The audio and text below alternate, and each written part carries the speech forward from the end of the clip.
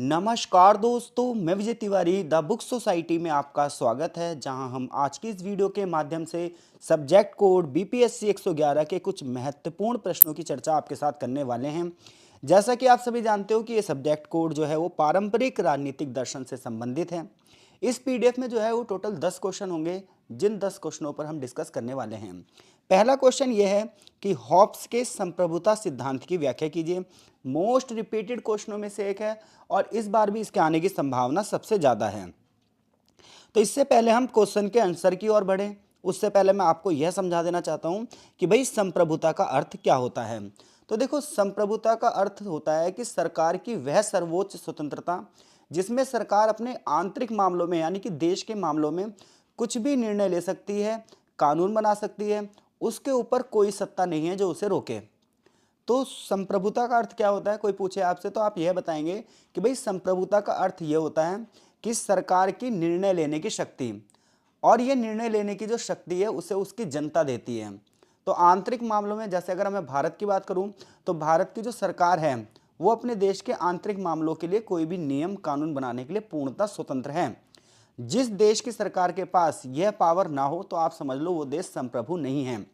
तो संप्रभु का अर्थ समझ में आ गया आपको। संप्रभु का अर्थ यह है, यानी कि संप्रभुता जिसे इंग्लिश में सॉवरेंटी बोलते हैं, इसका अर्थ यह होता है कि किसी भी देश की सरकार की निर्णय लेने की क्षमता कितनी है। तो निर्णय लेने की स्वतंत्रता जितनी ज़्यादा होगी, हम कहेंगे सरकार उतनी ज़्यादा मजबूत है।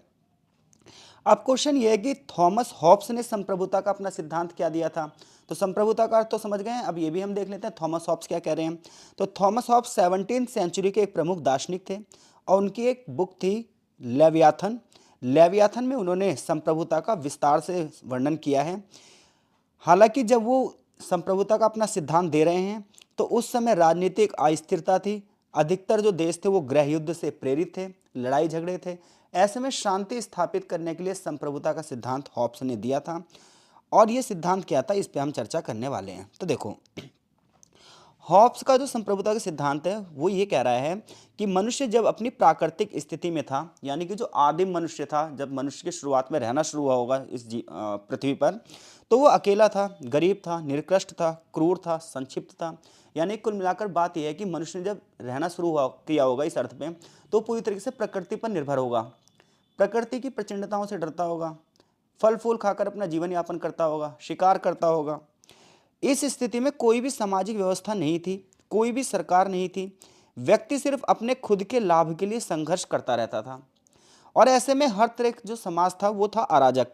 अराजकता का अर्थ यह है कि कोई भी सरकार या व्यवस्था नहीं है जो व्यक्ति को गलत करने से रोके। ऐसे में धीरे धीरे करके जनसंख्या बढ़ने लगी, लोगों ने स्थायी निवास शुरू किया, कृषि शुरू हुई। अब ऐसे में मनुष्य धीरे धीरे करके स्वार्थी हो गया, संघर्षशील हो गया। ऐसे में लोगों ने शांति स्थापित करने के लिए अपने ही बीच में एक सोशल कॉन्ट्रैक्ट किया, और इस सोशल कॉन्ट्रैक्ट के तहत पहली बार एक सरकार का निर्माण हुआ, एक राजा का निर्माण हुआ, जो कि व्यवस्था बनाएगा, शांति बनाएगा, नियम बनाएगा, ताकि समाज में शांति बनी रहे। इस प्रकार से हॉब्स ये कहना चाहते हैं कि जो सरकार का निर्माण हुआ होगा वो एक कॉन्ट्रैक्ट के तहत हुआ होगा, जिसमें सरकार को ये पावर दी गई होगी कि भाई तुम्हें समाज में शांति स्थापित करनी है, बदले में हम तुम्हें टैक्स देंगे। तो इस तरीके से जो पॉलिटिक्स की शुरुआत हुई है या जो सरकार की शुरुआत हुई है, ये कॉन्ट्रैक्ट के तहत हुई है, जिसमें जनता ने खुद कॉन्ट्रैक्ट किया है और सारी पावर किसी एक व्यक्ति को दे दी है ताकि समाज में शांति स्थापित हो सके। यहां तक क्लियर है। दूसरा पॉइंट देखो आगे। हॉब्स ने कहा कि समाज को अगर अराजकता से बचाना है तो लोगों को अपनी खुद की स्वतंत्रता को सीमित करना पड़ेगा, कुछ नियमों और कानूनों में बंधना पड़ेगा, और सारी की सारी पावर एक राज्य को सौंपनी पड़ेगी। इस प्रकार से सोशल कॉन्ट्रैक्ट के माध्यम से सारे के सारे अधिकार सरकार को सौंप दिए जाते हैं ताकि वो कानून और व्यवस्था को बनाए रखे। संप्रभुता में क्या क्या गुण होंगे, तो हॉब्स कह रहा है कि संप्रभुता में सबसे पहले होनी चाहिए सर्वोच्चता, कि जिस व्यक्ति को आपने संप्रभु बनाया है, राजा बनाया है, सरकार बनाया है, उसकी सत्ता सर्वोपरि होगी और उसके आदेश ही अंतिम होंगे, आपको उसके आदेशों को फॉलो करना पड़ेगा। संप्रभुता जो है अविभाज्य होगी, यानी कि संप्रभु की सत्ता को बांटा नहीं जा सकता। अपरिहार्यता मतलब कि संप्रभुता को चुनौती भी नहीं दी जा सकती, क्योंकि समाज की शांति के लिए बहुत ज़्यादा जरूरी है कि सरकार को चुनौती ना दी जा सके। और निरंकुशता, संप्रभु किसी भी शक्ति के अधीन नहीं होता, यानी कि सरकार किसी के भी अधीन नहीं होगी, ऐसा हॉब्स कह रहे हैं। संप्रभु का अधिकार क्या होगा, कर्तव्य क्या होगा, यानी कि जो सरकार संप्रभु होगी उसके क्या क्या ड्यूटीज होंगी, ये बता रहा है वो। तो ये कह रहे हैं कि हॉब्स का ये मानना था कि संप्रभु का मुख्य कर्तव्य होता है कानून को बनाए रखना, व्यवस्था को बनाए रखना, ताकि लोगों की स्वतंत्रता बनी रहे, अधिकार बने रहें। उदाहरण के लिए युद्ध और शांति की घोषणा कर सकता है संप्रभु, कानून लागू कर सकता है, न्याय सुनिश्चित कर सकता है। क्योंकि अगर समाज में सरकार नहीं होगी तो न्याय व्यवस्था नहीं होगी, न्याय व्यवस्था नहीं होगी तो व्यक्ति अराजक हो जाएगा और हर एक व्यक्ति जो है वो संघर्ष की स्थिति में हो जाएगा। ऐसे में हॉब्स कह रहे हैं कि एक लेवियाथन नाम का दैत्य होना चाहिए जो सभी लोगों को कंट्रोल कर सके। वो निरंकुश शासन का समर्थन करता है, यानी कि हॉब्स ने अपने सिद्धांत में कहा है कि एब्सोल्यूटिज्म होना चाहिए, यानी कि राजा के ऊपर कोई भी सत्ता नहीं होनी चाहिए। उसका मानना था कि एक मजबूत राजा ही, एक सर्वशक्तिमान राजा ही समाज को विवादों से बचा सकता है। लोकतंत्र को नहीं मानते वो, शक्ति के विभाजन को भी नहीं मानते, क्योंकि इससे संप्रभुता कमजोर होती है। हालांकि बहुत सारे फिलोसफर्स ने जो है वो डेमोक्रेसी को सबसे खराब शासन बताया है। उसका रीज़न है क्योंकि डेमोक्रेसी में सबको अधिकार मिल जाते हैं और कई बार बहुत सारे लोग अधिकारों के प्रतिभागी नहीं होते, क्योंकि कुछ लोग ऐसे होते हैं जिन्हें वाकई में जंजीरों में बांध कर रखना पड़ता है ताकि समाजों में शांति बनी रहे। ऐसा कई सारे जो है विचारक, उनके विचार हैं। निष्कर्ष ये निकलता है कि हॉब्स का जो संप्रभुता का सिद्धांत है वो ये कह रहा है कि भाई राजनीतिक अस्थिरता में अगर शांति बनाकर रखनी है तो एक निरंकुश शासक होना चाहिए, एक ऐसा शासक होना चाहिए जो समाज में शांति स्थापित कर सके और उसके निर्णय लेने की क्षमता सबसे अधिक होनी चाहिए। कोई उसके ऊपर रोक नहीं और कोई उसके ऊपर टोक नहीं। आशा करता हूं अगर क्वेश्चन आया कि हॉब्स का संप्रभुता का सिद्धांत बताओ तो आप इस क्वेश्चन को बहुत ही अच्छे तरीके से कर देंगे। कमेंट बॉक्स में अपनी प्रतिक्रिया जरूर दे देना ताकि हमें यह रहे कि अगले कोड की वीडियो किस हिसाब से हमें अपलोड करनी है। क्वेश्चन नंबर जो 2 है हमारा वो ये है कि जॉन लॉक के प्राकृतिक अधिकारों से संबंधित विचारों का वर्णन कीजिए। ये भी मोस्ट रिपीटेड क्वेश्चनों में से एक है। अगर आपको ये पीडीएफ चाहिए तो आप हमें व्हाट्सएप भी कर सकते हो और टेलीग्राम ग्रुप में भी ज्वाइन हो सकते हो जहां पर आपको ये पीडीएफ प्रोवाइड करवा दी जाएगी। तो जॉन लॉक के प्राकृतिक अधिकारों से संबंधित क्या विचार हैं, तो देखिए जब आप जॉन लॉक की बात करोगे तो ये भी 17वीं सेंचुरी के एक प्रमुख राजनीतिक दार्शनिक थे। आधुनिक लोकतंत्र और व्यक्तिगत स्वतंत्रता के विचारों के जनक माने जाते हैं। जॉन लॉक की बात की जाए तो इनकी एक किताब है the two treatises of government, जिसमें उन्होंने प्राकृतिक अधिकारों के बारे में बताया है कि हर एक व्यक्ति कुछ प्राकृतिक अधिकारों का प्रतिभागी होता है जिसे उसे मिलने ही चाहिए। तो देखो नेचुरल राइट्स क्या होते हैं, तो जॉन लॉक ये कहते हैं कि प्राकृतिक अधिकार ईश्वर द्वारा प्रदान किए गए और सभी लोगों को प्रदान किए गए, इसमें कोई भेदभाव नहीं है। हर एक सामाजिक व्यवस्था से ये अधिकार ऊपर होते हैं, हर एक राजनीतिक व्यवस्था से ये ऊपर अधिकार होते हैं। ये अधिकार नैतिक हैं, तर्कसंगत हैं, सभी मनुष्य को बराबर रूप से मिलने चाहिए, क्योंकि मनुष्य जब अपनी प्राकृतिक अवस्था में था तो हर एक मनुष्य को जीवन जीने का अधिकार था, यानी कि राइट टू लाइफ जो हमारा है ये प्राकृतिक अधिकार है। कोई सरकार भी हमसे नहीं छीन सकती, ये अधिकार तो हमें प्रकृति ने दिया है। प्रत्येक व्यक्ति को अपने जीवन को सुरक्षित रखने का अधिकार है। किसी भी स्थिति में किसी व्यक्ति को उसके जीवन से वंचित नहीं किया जा सकता। जॉन लॉक कह रहे हैं कि यह अधिकार मनुष्य के अस्तित्व के लिए जरूरी है, सुरक्षा के लिए भी जरूरी है। और भारतीय संविधान की अगर मैं बात करूं तो आज भारत के संविधान में आर्टिकल 21 राइट टू लाइफ ही है। तो जीवन जीने का अधिकार राजनीतिक अधिकारों से भी ऊपर है, ये प्राकृतिक अधिकार है। जॉन लॉक कहते हैं कि दूसरा अधिकार जो सबको था वो था राइट टू लिबर्टी, यानी कि स्वतंत्रता का अधिकार भी प्राकृतिक था, क्योंकि आदिम समाज में सभी व्यक्ति स्वतंत्र थे। तो जब सभी व्यक्ति स्वतंत्र थे तो आप किसी की स्वतंत्रता को कैसे छीन सकते हो। प्रत्येक व्यक्ति को अपने डिसीजन लेने की स्वतंत्रता होनी चाहिए और किसी और के अधिकारों का उल्लंघन नहीं करना चाहिए। स्वतंत्रता का अधिकार व्यक्ति को सामाजिक विकास में महत्वपूर्ण भूमिका निभाता है, राजनीतिक विकास में महत्वपूर्ण भूमिका निभाता है, धार्मिक विकास में महत्वपूर्ण भूमिका निभाता है। हाँ, अगर व्यक्ति की स्वतंत्रता किसी और की स्वतंत्रता के लिए खतरा बन रही है तो उसे रोकना चाहिए। तो जॉन लॉक ये कह रहे हैं कि मनुष्य जब आदिम समाज में था तो पूरी तरीके से स्वतंत्र था, तो स्वतंत्रता का अधिकार तो उसे प्रकृति ने दिया है। प्रत्येक व्यक्ति को जीने का अधिकार था और ये जीने का अधिकार उसे प्रकृति ने दिया है। और सबसे बड़ी बात है राइट टू प्रॉपर्टी। लॉक के अनुसार व्यक्ति को अपनी मेहनत पर, अपने श्रम पर अर्जित की गई संपत्ति पर पूरा अधिकार होना चाहिए, क्योंकि ये उसके स्वयं का अधिकार है। वो अपना श्रम बेचकर संपत्ति इकट्ठी कर रहा है और कोई भी सत्ता किसी व्यक्ति को नहीं चाहिए कि वो उसके अधिकार को छीने। तो ये 3 अधिकार जो है वो प्राकृतिक अधिकारों की श्रेणी में आते हैं, जीवन जीने का अधिकार, स्वतंत्रता का अधिकार और संपत्ति का अधिकार। उन्होंने कहा प्रत्येक व्यक्ति के पास ये अधिकार होना चाहिए, अपने संपत्ति को सुरक्षित रखें, अपने भले के लिए प्रयोग करें। प्राकृतिक अधिकार और सोशल कॉन्ट्रैक्ट में एक संबंध बताया जॉन लॉक ने। जॉन लॉक का यह मानना था कि प्राकृतिक अधिकारों की सुरक्षा के लिए ही समाज सरकार का निर्माण करता है, कि कोई एक ऐसी सरकार हो जो व्यक्ति के प्राकृतिक अधिकारों की रक्षा करे।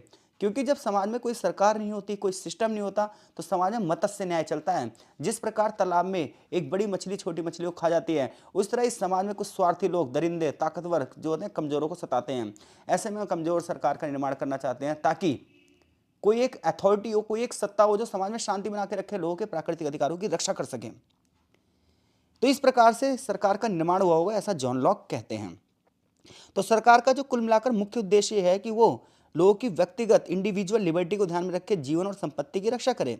यदि सरकार प्राकृतिक अधिकारों का उल्लंघन करती है तो लोगों को उसको बदलने का भी अधिकार होना चाहिए, ऐसा जॉन लॉक कह रहे हैं।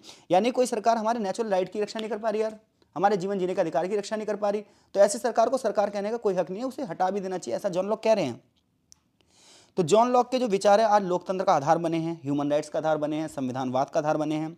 अमेरिका की स्वतंत्रता की घोषणा हो, चाहे फ्रांस की क्रांति हो, चाहे हमारा संविधान हो, ये सब जॉन लॉक के विचारों से प्रेरित हैं। जॉन लॉक के विचार आज भी लोकतांत्रिक सिद्धांतों की आधारशिला बने हुए हैं।